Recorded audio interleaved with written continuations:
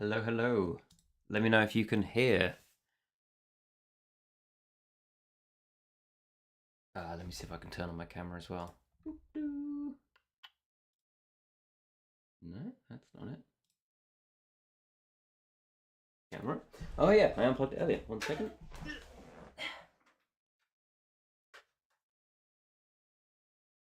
Oh no. Go camera.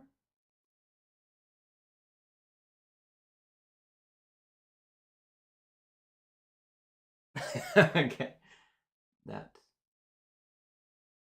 awesome. That's good news. Let me just try. That doesn't want to work.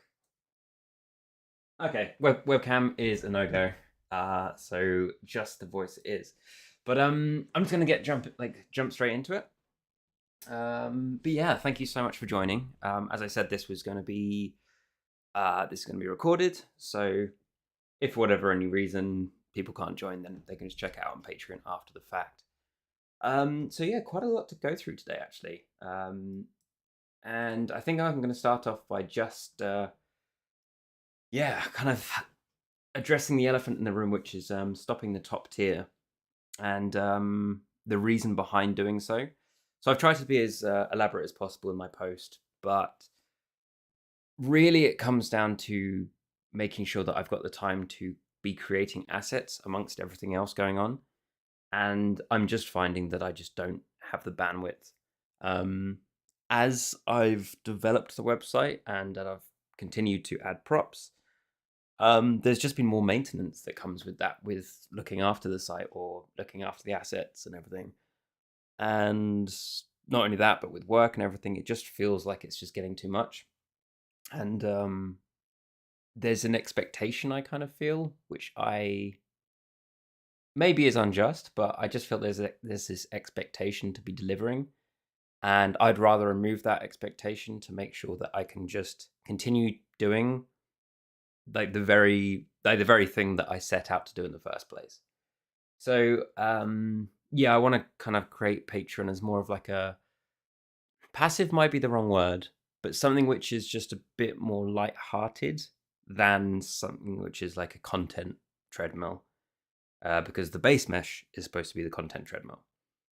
So I'm going to be stopping that, and I'm going to be messaging anyone on that to come off of it before they get charged again. And then with that, I'm going to be addressing sort of the mid tier, just to make sure that like Q&As are still going to be a thing, but I'm going to remove the video expectation. That doesn't mean to say that I'm not going to be doing videos. It's just they take a lot of time, and it's not necessarily the passion of mine to be creating videos. I like creating content for the sake of helping people. So what I might do instead is increase Discord, like Discord usage, or like Patreon on Discord. And if anyone's got any issues or modeling tips, then I can just kind of do videos there and then, because I quite like just recording my screen and just jumping into something and just showing people how to do it, rather than like a full production scale thing like the optimized thing, the optimized video I did a little while ago, because it just takes a long time, and it's, yeah, as I say, it's not my passion, and I feel kind of a bit stressed doing it, and that's not what I want to be feel. That's not how I want to be feeling doing this. Um, yeah. So with that, I think it's worth noting that I'm so very grateful for everyone that has donated on the top tier and has basically allowed me to continue doing this year, because you've basically helped secure at least the next 2 to 3 years of the base mesh's future, by the funding that I've received, which is so awesome, and I couldn't have done that without your help, and I didn't think I would even get that help this year. So I'm so thankful, and I want to make sure that for the rest of this year that's also notified, or at least the gratification is extended beyond the time that you are going to be on that top tier Patreon. I don't know if that makes sense. Hopefully it does. Okay, so one of my first questions I've got is if I'm still supporting the Mega Link, and that is absolutely true. I need to send out a new key, or a new password, should I say? And that is still being supported. They still get weekly updates, all the ones that I have posted. So as soon as this is over, I will send out a new password for those that have access to that or will have access to it. And yeah, going forward, as I'll be releasing things more on not a weekly basis, but as and when I upload them, I'll upload them in the same chunks that I'm doing now. So if I happen to upload them in, say, February, there'll be like a February folder. So yes, I will address that as soon as I've done this call. Now this is a question sort of throwing it back at everyone, but I am curious to know about what people enjoy about, or what's the best way of communicating with everyone going forward, because I feel like Patreon is a little bit awkward, and I also don't like bombarding people too much on it. I'm not sure, because there's engagement's quite low on it, so I'm not sure if it's the right way to kind of do quicker updates. Whether Discord should be a thing, whether it should be something else entirely. So if you're listening to this, please let me know. Just drop me a message of what you think you would like as sort of a stream of communication with me, because I really like hearing suggestions. And it's, yeah, I don't hear much back, and I really want to make sure that your voice is heard and that I'm addressing concerns, or, always trying to improve what I've currently got. So yeah, I'd love to hear any thoughts on that. Okay, next up, I'm gonna go through, before I jump into a couple more questions, gonna go through sort of the 2023 goals, which I posted on Patreon. Yeah, that's a very good point, actually. The problem with Discord is that it's very easy to go on the radar, and go under the radar, sorry. Yeah.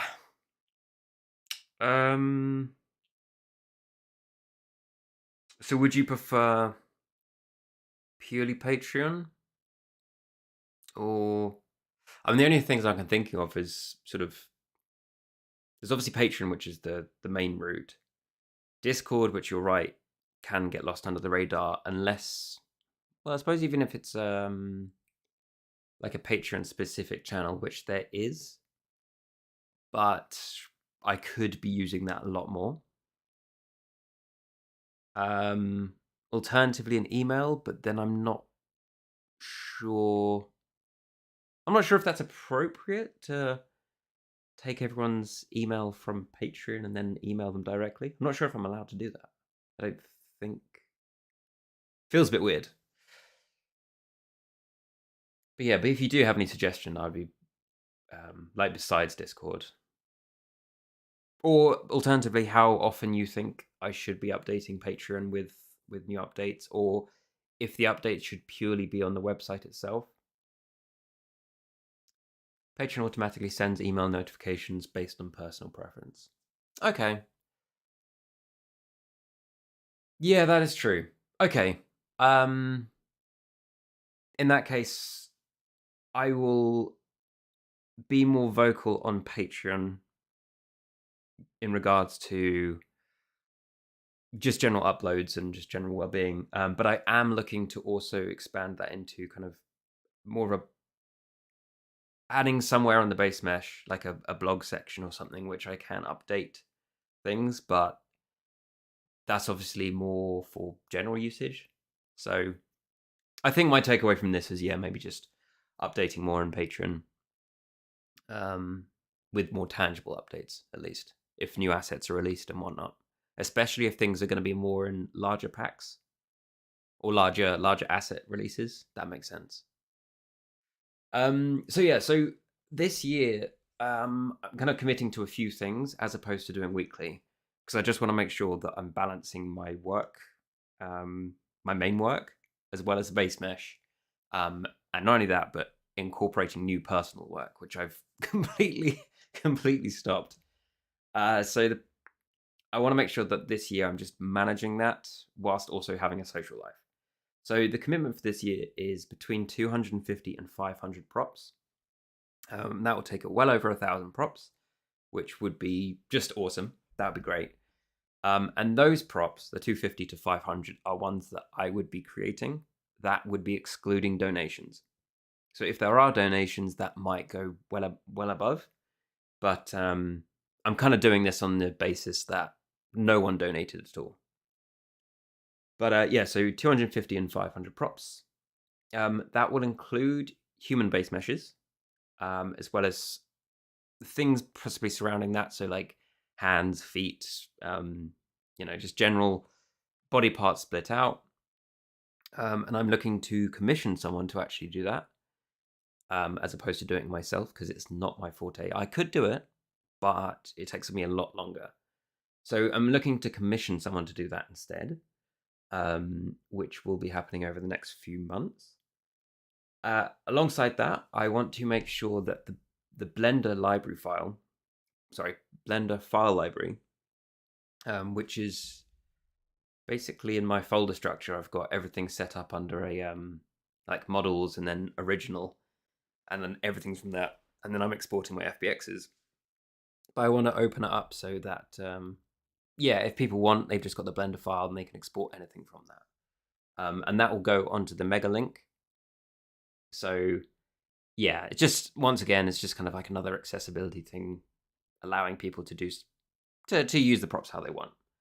And that will be a Patreon exclusive. And I believe that's only for the top tier currently. And I think what I might be doing is I might expand that to, once the top tier goes, allow that on the middle tier. I'm still umming and ahhing about that, but I think that is probably the way to go, because people are supporting. And I really, I kind of feel like that's if there's no top tier, then that Mega Link isn't really going to be doing anything. So I'll probably be dropping that down to the next tier. Yeah. Yeah, so a few of the Blender files do need some cleanup first, so there's a bit of time that I would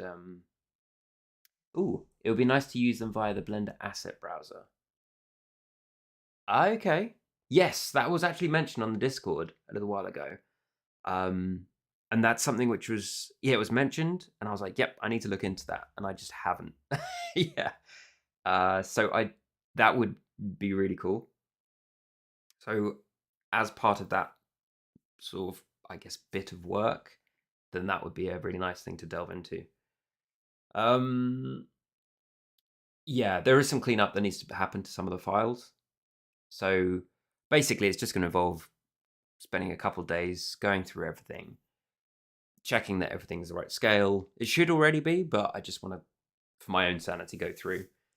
And yeah, and then I can put that on Mega, because there's plenty of space on there. And I think it would be very, very helpful for people just have the Blender files as opposed to the FBXs or the OBJs. Yep, and then laying the foundation of a website revamp and usability improvements. This is going to be a big bit of work for me, but I really want to get the website in a place where the categories are much easier to work with. I can go more granular with the categories, because right now, behind the scenes, it is a pain in the ass. Squarespace has been great in getting it off the ground. Beyond that, it's been a pain to upload things in the back end. So I am basically going to be spending some time this year, I don't know how long that's going to be, but either looking to get it commissioned or doing it myself. Haven't decided just yet. But I want to make sure that that ball is firmly rolling this year. And it would just mean that going forward, uploading props is going to be a much more painless experience for me, because uploading, say, 20 props to the website right now can take 20 props, takes about 3-4 minutes per one. So 4 minutes a prop times 20, it can be very tedious, and it's not turn off brain and just upload sort of work. It's very much, I have to make sure that I'm clicking on the right stuff, or I'll make a mistake and then everything goes wrong. So that's a big priority for me. And I think at a certain point this year, that is going to override the need for adding props. It will be, okay, we need to get the website in a better place. So laying the foundations is going to be an earlier thing. Probably doing some mock-ups, and then either looking to do it myself or hiring someone. But yeah, that's a big one for me. And then finally, opening up to model donations. So I mentioned this last year, but this is the year where I will be doing it. I need to set out some rules for those that are going to be offering donations, because I realize there is going to be an influx. Well, not an influx. Maybe that's maybe that's a bit too extreme. But those that do start sending them in, the quality is going to vary wildly, I think. So I want to make sure that there's some at least ground rules for those that want to donate, and if it doesn't meet those criteria, then I won't accept them. That might seem kind of harsh, but I think the props I've modeled, I know are of a certain quality that I'm happy with, and I don't want to see that quality dip. So it is going to be really important for me to make sure that anything that I am going to get is not going to be creating more work for myself. It should be, even if I end up redoing the prop, for instance, the donation should, in my eyes, be much get me to the result faster. So yeah, I want to make sure like topology is not horrible to work with, or scale is correct and whatnot. So I'll put in some very loose guidelines and then see how it goes, and then adjust it throughout the year. But it would be really, really great to start getting just a wider variety of props, because I think it's just going to help the 3D community so much more. The amount of time spent creating the same things again and again. Yeah, so I would love to see that. And yeah, I'm going to probably create a separate Discord channel purely for donations, and that's where we'll keep track of that. Okay, so some more questions. One is, would I ever release a themed set? For example, church, office, tomb, swimming pool. And the answer is yes, absolutely. Ooh. Maybe having models uploaded via Sketchfab would make vetting easier. You know what? That's a really good idea. That is a really good idea. That is a great idea. I'm gonna write that one down. Upload via Sketchfab. Yeah, because I think no matter what, I'm going to have to adjust the models. Because I'll be doing the UVs as well, and I want to make sure the topology matches what I've currently got, or how I would do the topology, because it's not quite game model, it's not quite pure quadded animation model. It's this kind of in between. So I want to make sure the topology matches my sort of style. But that is a really good idea, getting people to do it via Sketchfab. Great suggestion. Yeah, but in terms of themed sets, absolutely. That's what I want to be doing this year with sort of my personal work, creating in some environments, say like a church or whatever, and then stripping that of parts to then put into a kind of a kit, I suppose, and then putting that onto the site. So I think that's the way I want to go this year. Not with everything, but potentially some dioramas or whatever. I want to see how this year goes, but that's more how I'm thinking, is in creating small environments and then just taking those assets and putting them on the site, because that is actually how it started. This entire thing was, I had an old environment with a bunch of stuff. It was an office environment from one of my pieces that went on ArtStation, and there was just so many props, and that's what the keyboard came from. What else came from there? The coffee cup, the can. Yeah, just in this scene alone, there was 3 things, and I think the bucket as well. No, the bucket was a different scene. But yeah, and there were just the computer monitor, and yeah, there was a bunch of stuff, and I was like, well, it kind of feels like a shame that I've created all this stuff. I've got an image, but now what do I do with the things? And that kind of spurred on this idea. And I think I want to get back to that. composing a scene, getting a cool image, and then taking all the stuff out of it to then put on the site. Because that way it's kind of bringing up my personal work whilst also bringing up the base mesh. Because right now I've really been focusing purely on base mesh and main work. And unfortunately, my personal work's gone completely out the window. So if I think doing it this way is going to bring up both of those things together. The important thing for me is to remove that expectation that things are going to be done weekly. Are there any plans to make larger scale environment assets? Sorry, let me read that again. Are there any plans to make larger scale environment assets, i.e. a bus stop, letterbox, ticket machine, things that'll make a larger space easier to identify? Yeah, absolutely. Basically anything that I kind of get inspired by, I will create. I also see it as a way, how I frame this sort of question in my mind is more,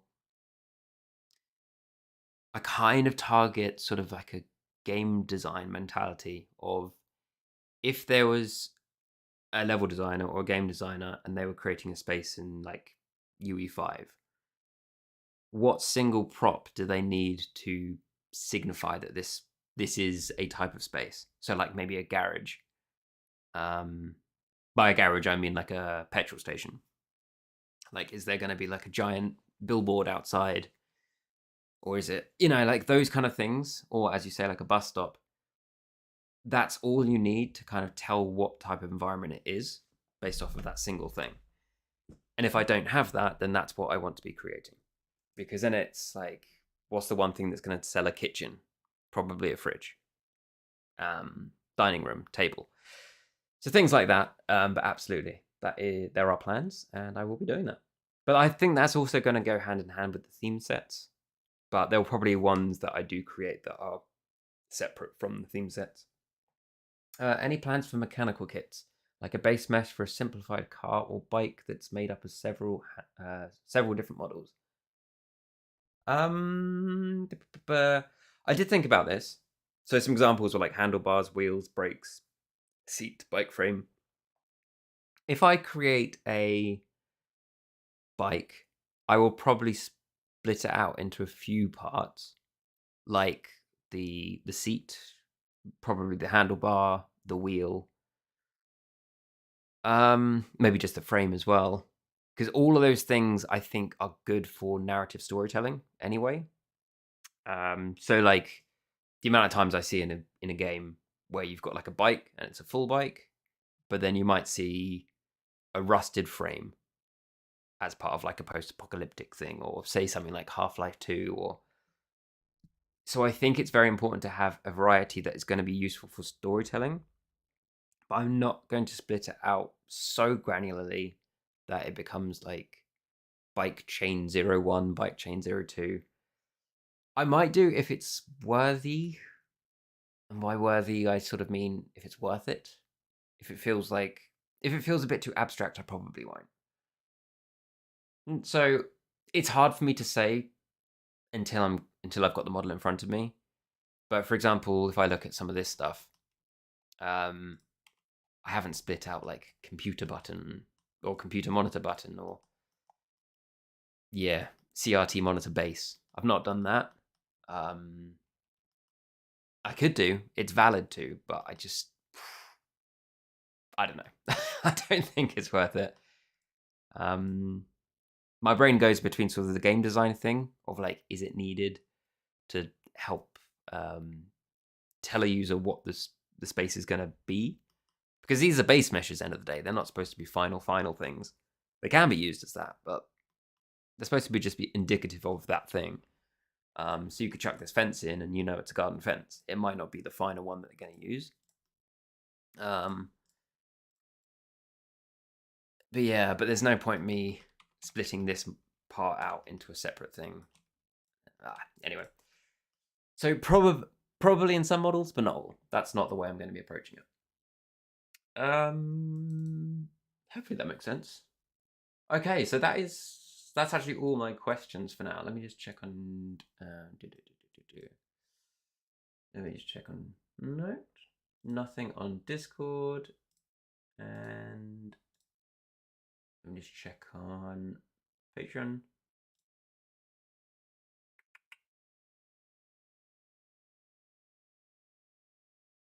Cool. So there's nothing else in there. So yeah, I thought if there's no questions, I'll show a couple other things of what will be coming in the pipeline.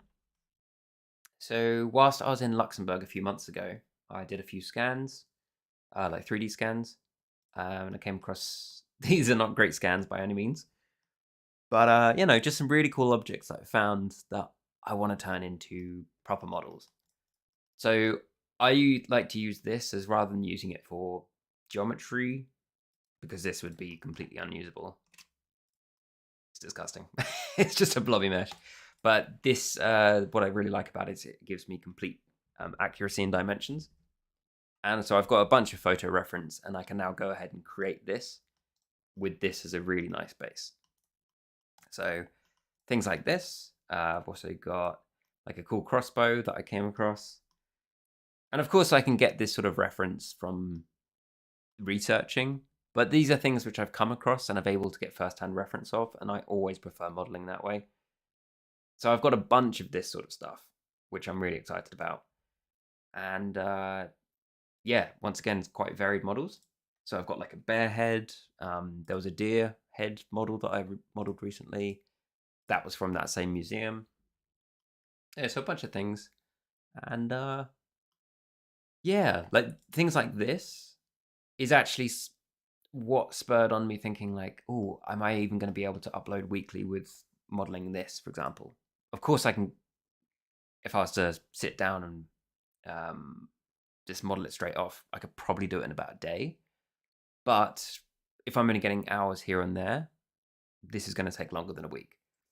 So, but I really want to do this model. I think this would be a really cool model to do. And yeah. So there's a bunch of stuff like this which I want to get done this year. And that's also why I've dropped the amount of props I'm going to be producing, so I can incorporate things which are just more detailed, because something like this and offering it for free would be so cool. That just puts a big smile on my face. What app do I use for these scans? So let me get my phone.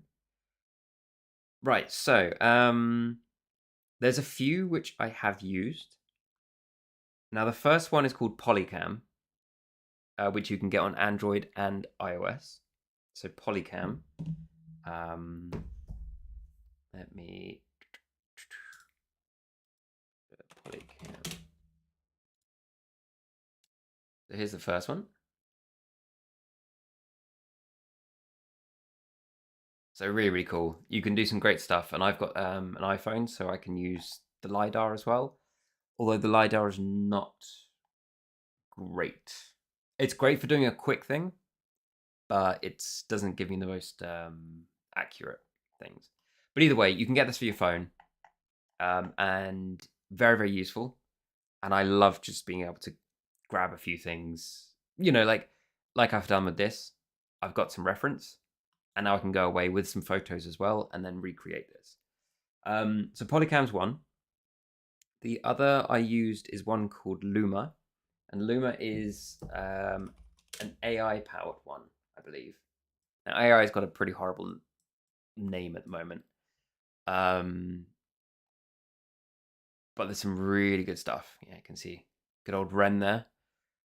But yes, what you can do with it is you will be able to take a bunch of photos and you'll scan around, and then it will fill in the gaps using AI.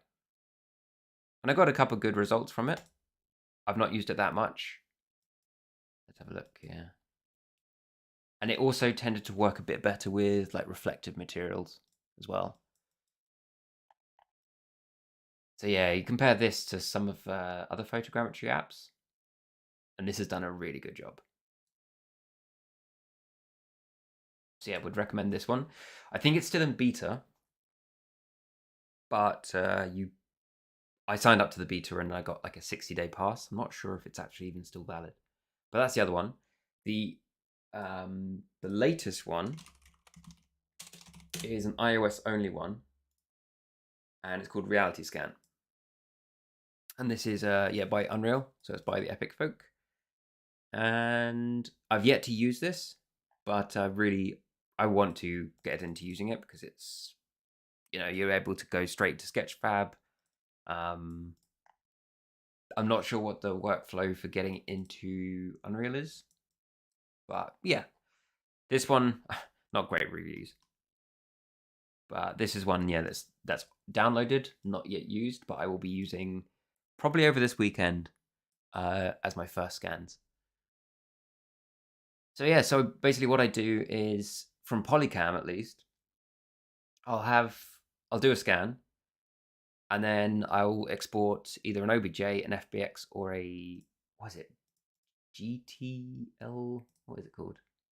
GLTF. That's the one. And I'll just spit it out and just import it into Blender. And then from there, I will just start creating on top of it. Usually, this actually let's open another one. So let's do general, import, FBX, clean up. Let's do fire extinguisher.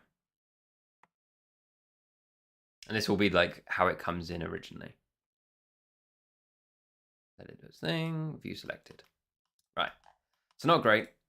The scale's at 0, it's like minute. So I need to scale that up to 1. And then there is going to be texture information on this, probably. Ooh, or not. Okay, so I'm just going to remove this. Oh, I think it's because it wasn't a GLTF thing. So anyway, I'm just going to delete this. Go into geometry data and then clear custom split normal. That clears that up. And then the next thing I need to do is weld verts. So if I select everything and then weld verts by distance, 6,000 have been removed, even though it's changed nothing about this. And then I'm going to shade smooth, increase the normal amount, and yeah, let me turn off the cavity as well. And that's sort of what I've got. So from there, I can then just go to select lasso, and then just start deleting bits. And yeah, this is just a nice way for me to start getting a good solid base.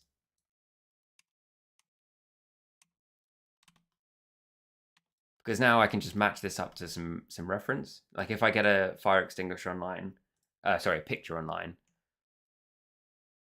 although it's handy, it's nice to see from this like how far that sticks out, and get some additional info. Not only that, but just to see how like this sits in real life rather than from an image. And yeah, and sort of how the hose sits.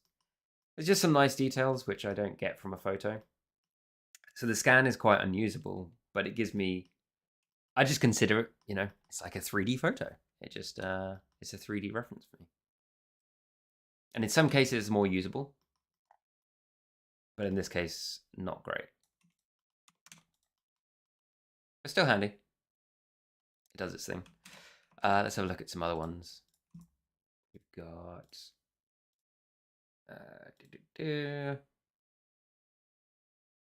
there's the bear. Hi, friend. Let's increase the size of this. Do the same thing. I'm gonna remove the material. Oh, there's none of that. Okay. There we go. 15,000 verts removed. Lovely. And then let's do that. Select lasso again.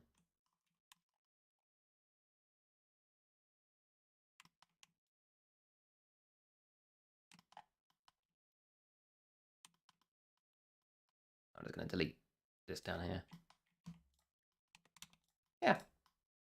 There we go. At least that's something that I can now work with.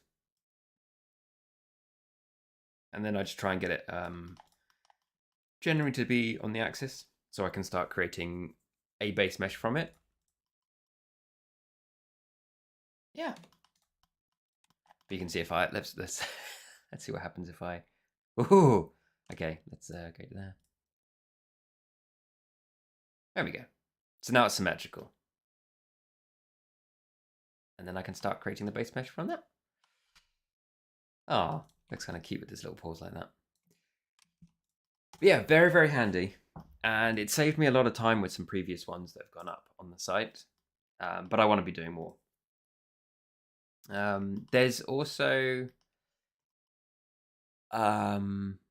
alternatively, what you can do is you can take your like a DSLR or even just your phone, and you can take a bunch of images and then chuck it into Meshroom. Meshroom is a free software. Let me get Meshroom. Here we go. So Meshroom is it's completely free, and you can download it, and it's a node-based workflow, but it basically does everything I just showed you. Rather than doing it on an app on your phone, you'll do it on your computer. So let's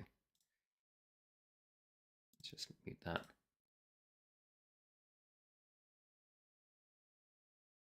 And in terms of results, I think I'm not sure. You'd have to do a comparison. But I think for my needs, I'm always just looking for a base. Whereas I think for a lot of users like this are looking for a really good, clean 3D model. In which case, I'm not sure which is the best. But for me, it's ease of use first and foremost. A clean model sort of, I don't have to have it. I just like a good guideline. But yeah, but if you do have any further questions, or if you'd, I mean, potentially one thing is showing you like a video, creating a video. I know I said I'm moving away from videos, but if there is some appetite for that, then what I could do is post a video, kind of a low-key thing of just me showing you the general process. That could be something of use.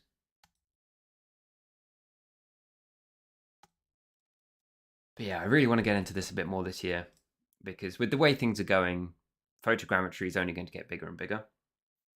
And I think there's multiple avenues I can take this route. So obviously there's scanning textures and things, but a kind of dream of mine would be able to get some better equipment later down the line to be able to get some really good scans of objects. But you're looking at tens of thousands of pounds or dollars to get a piece of equipment that can do that, or to the level that I would like at least. Yeah, okay. So I'm just trying to think if there's anything else things I want to mention whilst I'm here.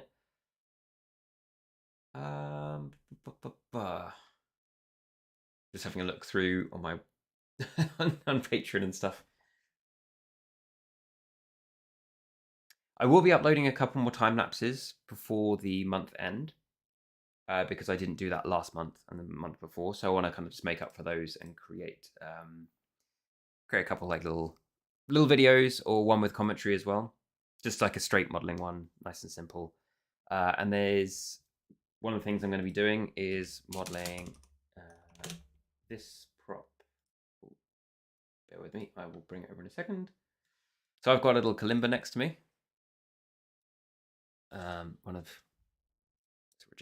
these. And I've wanted to model it for so long because it's a really nice simple prop, but there's some nice detail on that. And I think this would be a really good showcase of showing my workflow and talking through it. Because there's a few bits on it. My one's a little more, not complicated, but there's some extra details on it, like the bevel width changes here and some other bits. So I'll be doing a video of this and uploading it hopefully this weekend, actually. And there's another video as well that I will be uploading, but I've lost one of the clips, which is a bit annoying. So yeah, so that a couple of videos will be coming over the next sort of week and a half. And then yes, I will be updating the Patreon, I suppose, like the landing page of like what people will see in terms of the rewards. So I'll be updating that, and then if there's any feedback from that, I would love to hear. Because yeah, obviously the top tier will be going, and then I'm going to be revamping the middle tier, kind of just making sure that the videos are removed, but that the yeah, the mega link gets posted on that one. Trying to think if there's anything else. I think that's everything. I think that's all. One last thing. Interested to know if you would sort of like rather than doing kind of a Q&A in this kind of format, is if I just do more regular drop-in model sessions. So if I was to host like a Discord session every other week on an evening, I'll just load up Discord and just jump into a chat room. I think to make it a bit more casual, because I don't always get that many questions from this, and so I wonder if doing it more regularly would help kind of spur out more modeling questions or things like you've asked about which app do I use. If I'm doing the actual work, maybe more questions will come out from that. And then maybe I could just do a poll for Q&As on Patreon. Like, yeah, I'm not sure. I think it goes back to communication and just finding a nice balance, making sure that voices are heard or that I can answer any questions. Because I think there is a weird thing where I don't think I'm that interesting, and you'll probably agree, but the work I'm doing, others will find interesting. And I want to make sure that those are where the questions are. People are seeing what I'm doing and can ask genuine questions based off my own workflow, rather than it be like a Q&A about me as a personality, because that's not the objective of this. So I don't know. If you got any thoughts, then let me know. But yeah, I think I'm going to leave it there. Otherwise, this will go on too long. I hope this has been informative and that you can understand where I'm coming from. I do apologize for, I suppose, towards the end of last year, just sort of my lack of communication. But yeah, it's just I think just being a bit overwhelmed and then kind of realizing, oh, I am overwhelmed. I need to do something about this, but realizing it a little bit too late. So this is me just trying to rectify that and kind of course correct.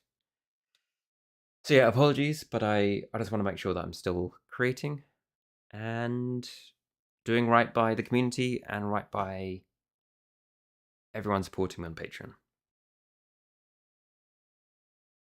Oh, I really appreciate that. So thank you.